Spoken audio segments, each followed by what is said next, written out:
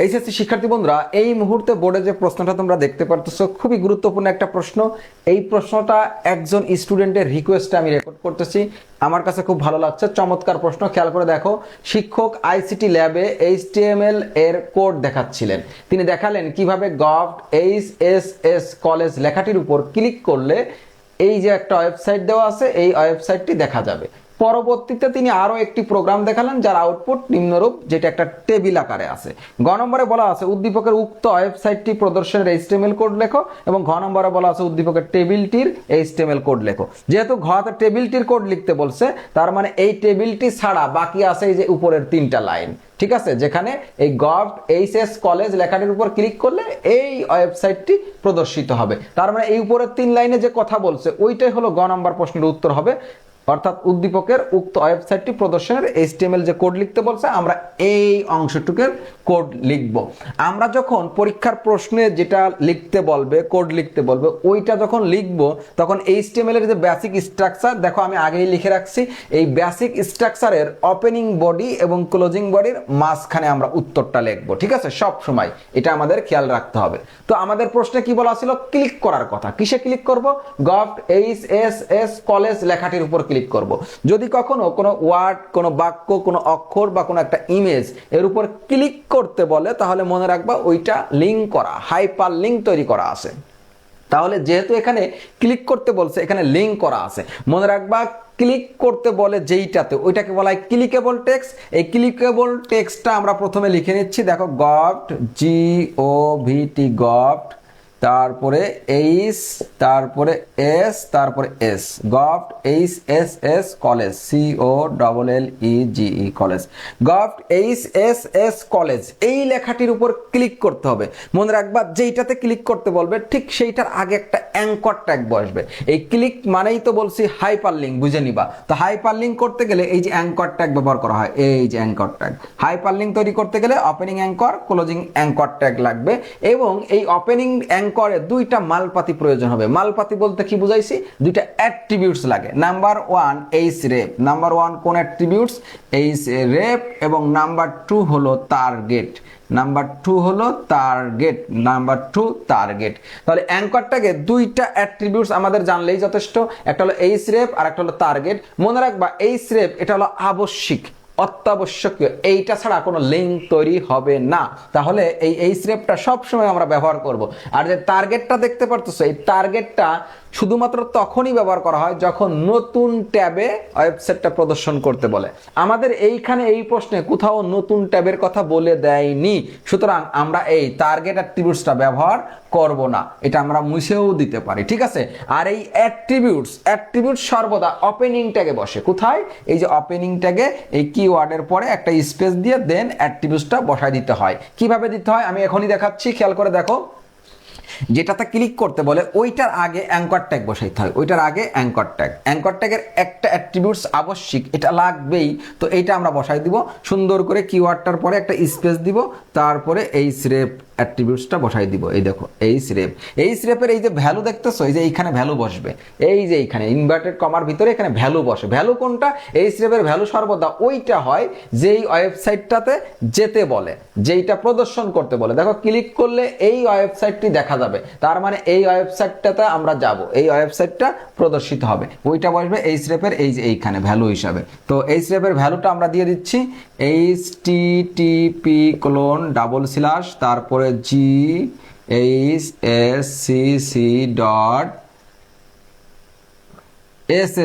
ghsc dot তারপর হলো gov.bd। এই ওয়েবসাইটের অ্যাড্রেসটা প্রায় 99% প্রশ্নে দেওয়া থাকে। তো অ্যাড্রেসটা দেখে দেখে সুন্দর করে এই স্রেপের যে ভ্যালু, এই যে ইনভার্টেড কমা, এই ইনভার্টেড কমার ভিতরে এই ভ্যালু হিসাবে বসিয়ে দিব সব সময়, এটা মনে রাখতে হবে, ঠিক আছে?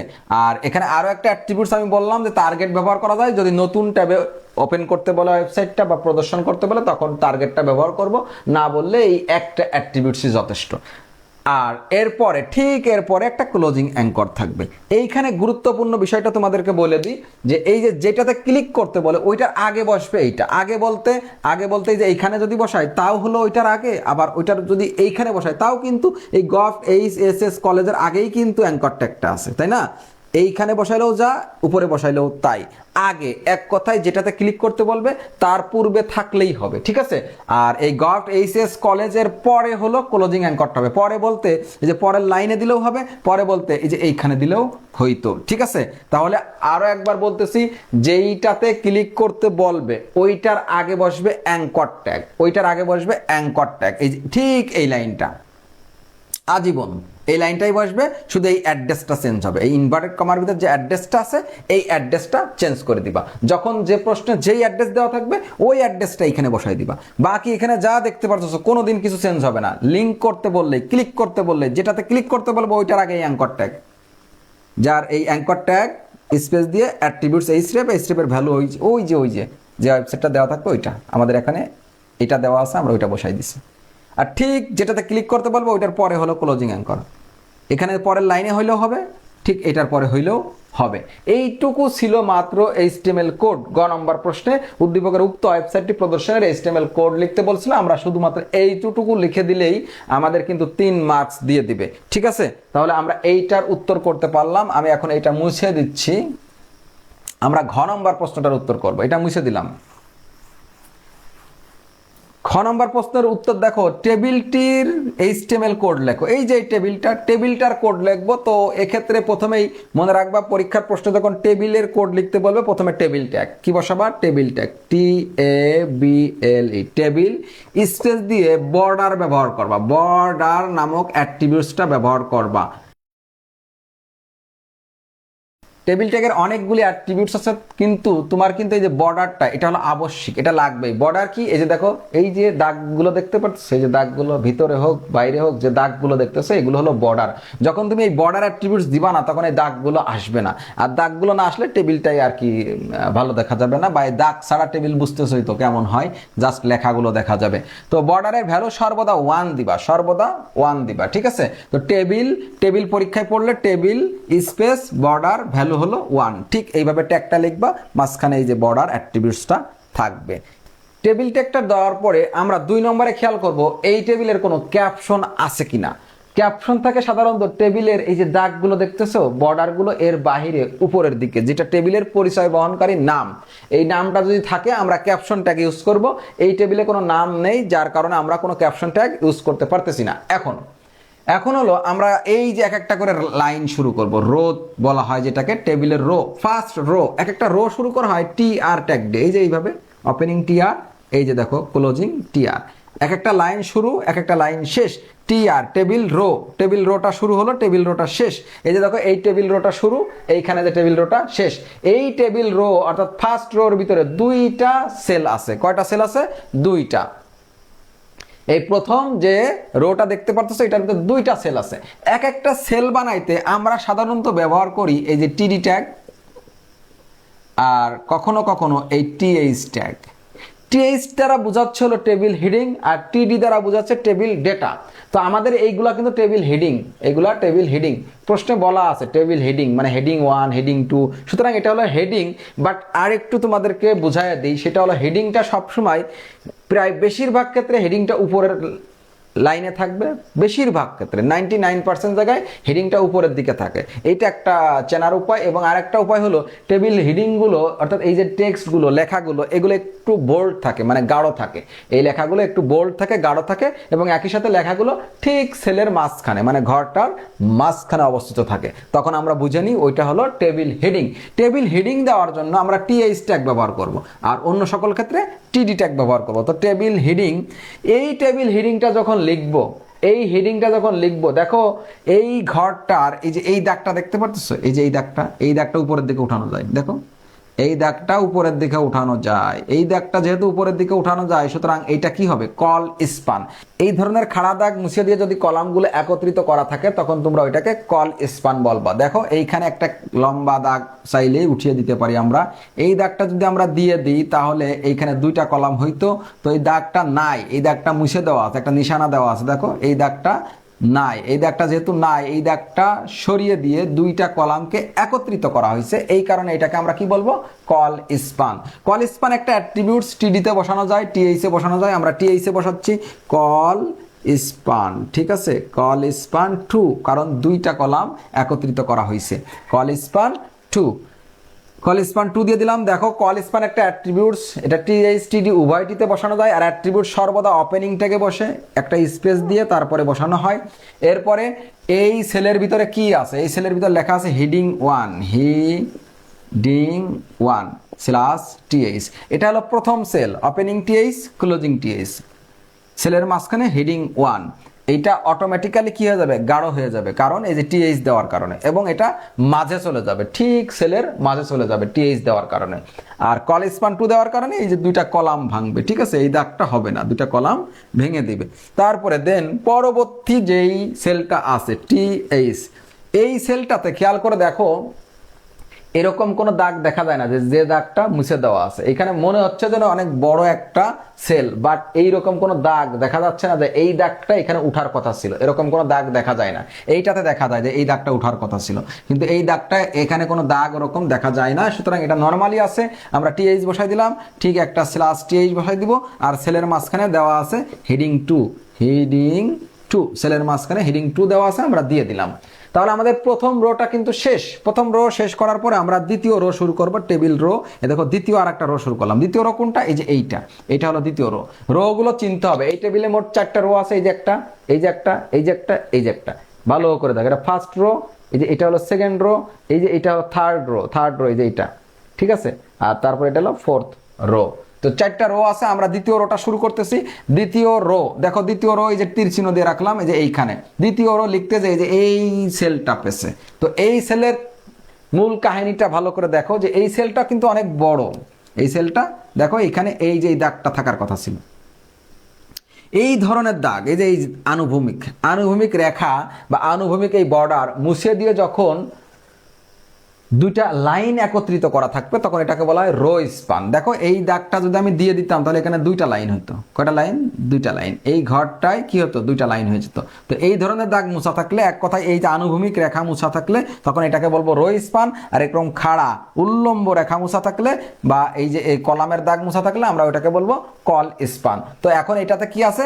রো স্পান আছে। আমরা এখানে রো স্পান অ্যাট্রিবিউটসটা বসিয়ে দেবো। এই টিডি ভিতরে রো স্পান বসাবো, রো স্পান 2, রো স্পান 2 বসিয়ে দিলাম। ভালো করে খেয়াল করো, এইটা কিন্তু টিডি ব্যবহার করতেছি। টিডি, এই যে টিডি দিলেও কিন্তু একটা সেল হয়, ওপেনিং টিডি ক্লোজিং টিডি একটা সেল। হেডিং বাদে যত সেল আছে সব আমরা টিডি ব্যবহার করব, ঠিক আছে? তো ওপেনিং টিডি ক্লোজিং টিডি ঠিক ওরকমই লিখবো, কিন্তু ওপেনিং টিডির ভিতরে একটা রো স্পান 2 দিলাম, কারণ দুইটা রো ভাঙলো। এখন এই লেখাটা সেলের ভিতরে আছে, কিন্তু এই লেখাটা দেখো সেলের ঠিক উপরের দিকে আছে, কোন সেলের উপরের দিকে আছে। আবার দেখো এর বামে ডাইনে সমান পরিমাণ জায়গা ফাঁকা, বামে ডাইনে যে সমান পরিমাণ জায়গা ফাঁকা এটাকে বলা হয় অ্যালাইং। এটাকে কি বলা হয়? অ্যালাইং। তাহলে আমরা অ্যালাইং অ্যাট্রিবিউটসটা ব্যবহার করব। অ্যালাইং দিয়ে সেন্টার দিব। অ্যালাইং দিয়ে সেন্টার দিলে কি হবে?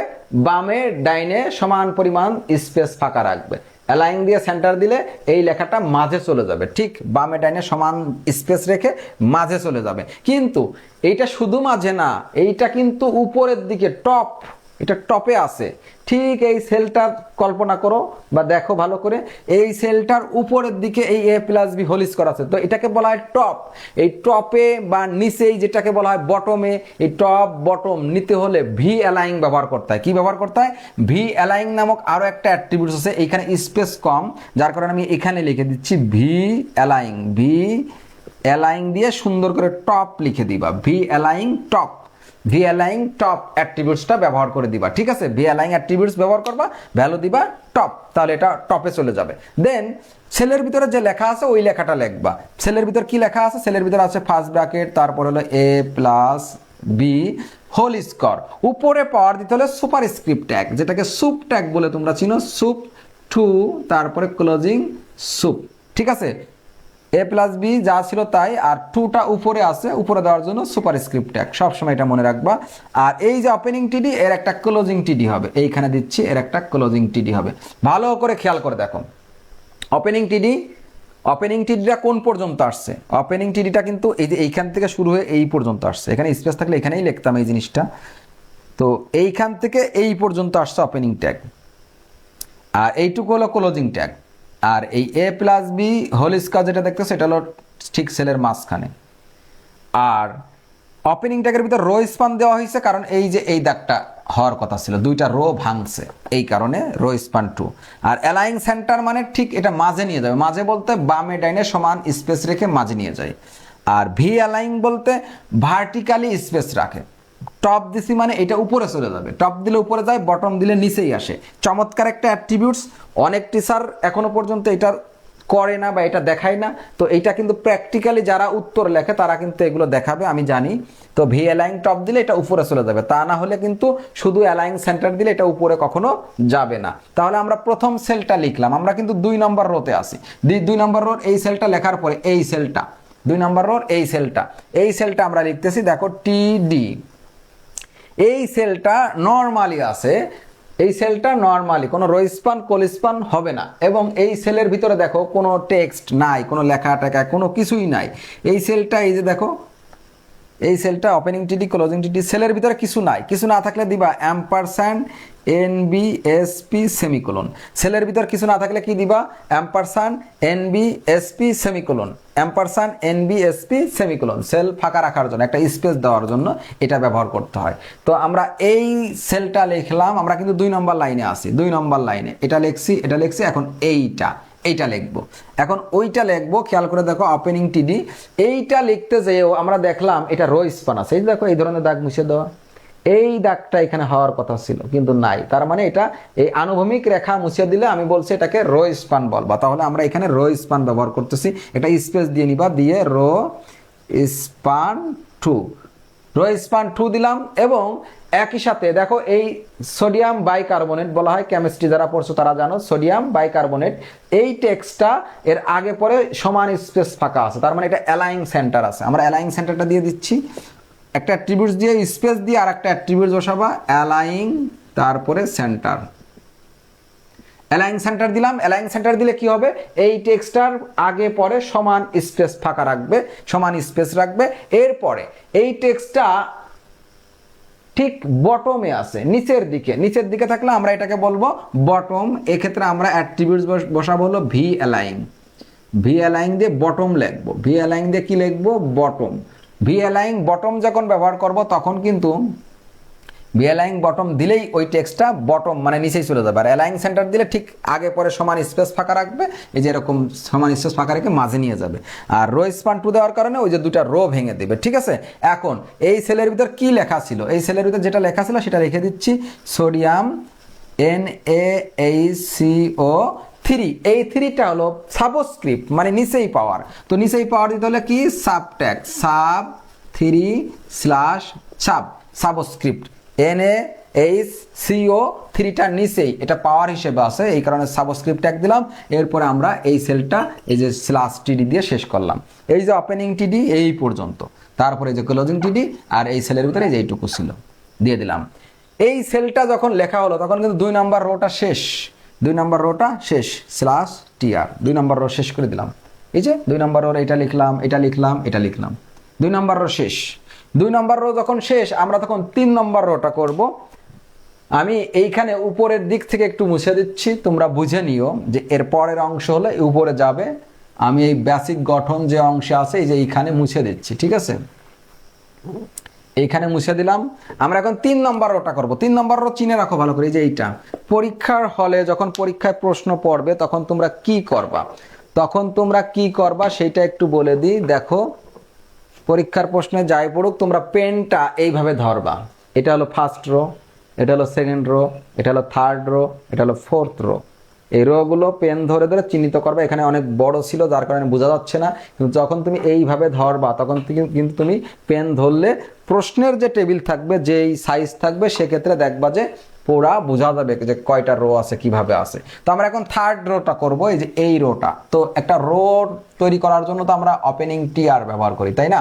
রোটা শুরু করলাম, তারপরে রোটা শেষ করব। কোন এক সময় রোটা শেষ করবো, আমি আগেই শেষ করে দিলাম।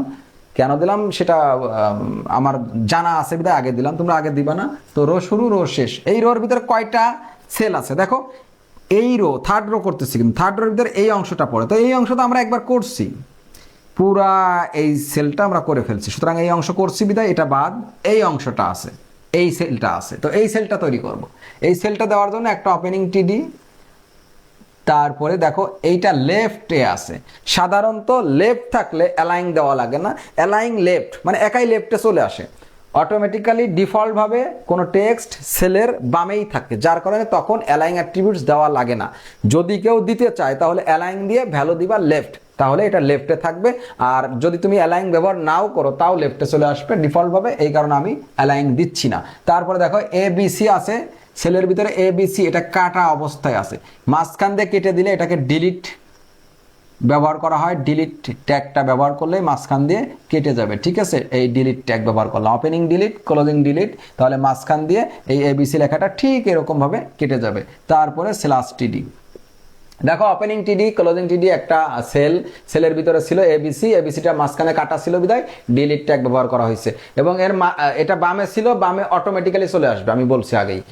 এরপরে এই মাঝখান দিয়ে কেটে দেওয়ার জন্য ডিলিট ট্যাগ ছাড়াও তুমি S ট্যাগ ব্যবহার করতে পারো, তুমি স্ট্রাইক ট্যাগ ব্যবহার করতে পারো, যেটা ব্যবহার করবা সেটাই হবে। আমরা এই সেলটা লিখলাম 3 নম্বর রোতে আছি, কিন্তু এটা আগেরটাই লিখে ফেলছিলাম বিধায় লিখি নাই, এটা লিখলাম। এখন এইটা কিন্তু আগে একবার আমরা লিখে ফেলছি, এই সেলটাও আগে একবার তৈরি করে ফেলছি, সুতরাং 3 নম্বর রোতে এইটা যেহেতু তৈরি করা আগে, এটা আগে তৈরি করা, আর এইটা আমরা মাত্র তৈরি করলাম, সুতরাং এই 3 নম্বর রোতে আর কোনো সেল নাই, 3 নম্বর রোটা শেষ। এই 3 নম্বর রো শুরু, 3 নম্বর রো শেষ, 3 নম্বর রোতে মাত্র একটা সেল ছিল, এই যে এইটা, আর এর আগে পরে যা দেখতে পারতেছ আগের রোতে আমরা তৈরি করে ফেলছি। এখন আমরা 4 নম্বর রোটা, এই যে 4 নম্বর রোটা তৈরি করব।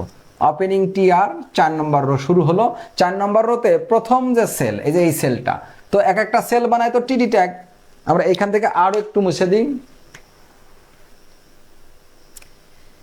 এক একটা সেল তৈরি করব TD ট্যাগ, কিন্তু এই সেলটা খেয়াল করে দেখো বড়, এই যে দাগটা দেখো, এই দাগটা যদি এখানে দেওয়া হতো তাহলে এটা 2টা কলাম হতো, সুতরাং কল স্পান হবে, কি হবে কল স্পান, স্পেস দিয়ে কল স্পান 2 বসাবা, কল স্পান 2। আর এখানে অ্যালাইন লেফট দেওয়া লাগবে না, আমি বলছিলাম টেক্সট সাধারণত এমনিতেই সেলের বামে থাকে, সেক্ষেত্রে অ্যালাইন অ্যাট্রিবিউটস দেওয়া লাগে না, যদি কেউ দেয় তাতেও কোনো সমস্যা নেই। আমরা এখানে কোন টেক্সট দেখতে পারতেছি, P ইকুয়াল তারপরে কি 32, এই 10 যেটা সাবস্ক্রিপ্ট, নিচেই পাওয়ার থাকলে সাবস্ক্রিপ্ট, আমরা সাব ট্যাগ বসাই দিচ্ছি, সাব 10/sub সাবস্ক্রিপ্ট বসিয়ে দিলাম, ঠিক আছে। আমরা এইখান থেকে আরেকটু মুছে দিই, এগুলো রেখে লাভ নাই এখন আর।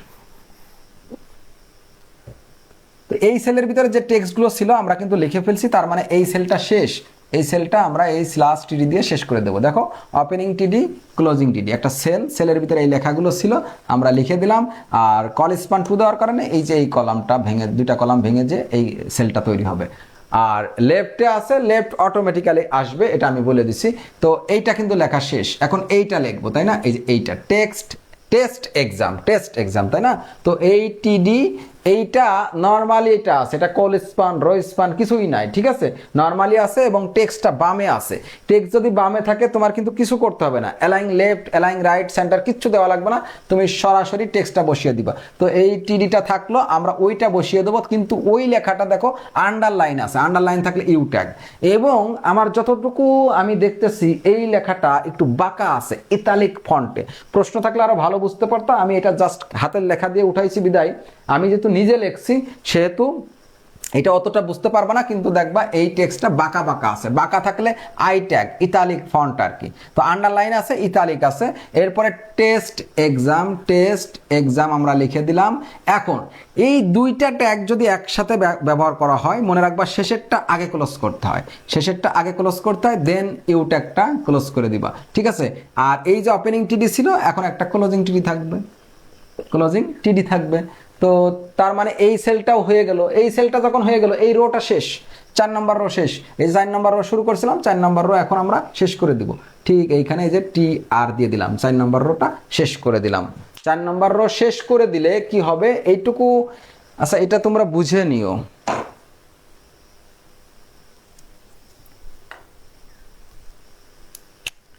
এটা আমাদের স্টার্টিং পয়েন্ট ছিল, এই যে এখানে, ঠিক আছে, এটার পরের অংশ এই যে এইটা। তো 4 নম্বর রোটা যখন শেষ করলাম, এই যে /TR দিয়ে দিলাম, 4 নম্বর রো শেষ করলাম মানে পুরো টেবিলটা শেষ, আমরা তখন সুন্দর করে টেবিল ট্যাগটা দিয়ে দেব, ক্লোজিং টেবিল ট্যাগ। তারপরে আমাদের বেসিক গঠনের যা যা ছিল, যেমন মনে করো ক্লোজিং বডি, তারপরে ক্লোজিং HTML, এগুলো লিখে দিব, ঠিক তাহলে এই টেবিলটার HTML কোড লেখা হয়ে যাবে। এইখানে কতগুলো গুরুত্বপূর্ণ পয়েন্ট আছে। এক নম্বরে এই যে align, V align top, V align bottom, তারপরে লেফটে থাকলে অ্যালাইন লেফট অটোমেটিক্যালি আসে, ডিফল্ট ভাবে দেওয়া লাগে না। এখানে heading, col span, row span, চমৎকার একটা টেবিল। সাধারণত পরীক্ষায় এই ধরনের টেবিল, অর্থাৎ এই কল স্পান, রো স্পান, এই ধরনের টেবিল যাদের প্র্যাকটিস করা থাকে তারা টেবিল থেকে প্রশ্ন আসলে কোনোভাবেই আটকাবে না। আর একটা কথা বলে দিই, সেটা হলো এইচএসসি 26 সালের যারা পরীক্ষার্থী আছে তাদের জন্য কিন্তু টেবিল থেকে প্রশ্ন আসবে, মাস্ট বি, এটা আমি তোমাদেরকে ইনশিওর করতেছি। আর টেবিল থেকে যে প্রশ্ন আসবে ওইখানে আরেকটা আইটেম আছে খুবই গুরুত্বপূর্ণ, সেইটা হলো যে টেবিলের রোকে কলাম এবং কলামকে রোতে পরিণত করার যে টেবিলের HTML কোড লেখো। এইভাবে প্রশ্নটা আসার সম্ভাবনা খুবই বেশি। তো যাই হোক, এই প্রশ্নটা বোঝানোর চেষ্টা করলাম, তোমরা এটা বুঝে নেওয়ার চেষ্টা করবা, লাইন বাই লাইন দেখবা, এবং কোনো কিছু যদি না বুঝতে পারো সেটা কমেন্টে জানাবা। আমি পরবর্তীতে আবার অন্য কোনো সৃজনশীলটা আরো চমৎকারভাবে বুঝিয়ে দেওয়ার চেষ্টা করব। আসসালামু আলাইকুম ওয়া রাহমাতুল্লাহ।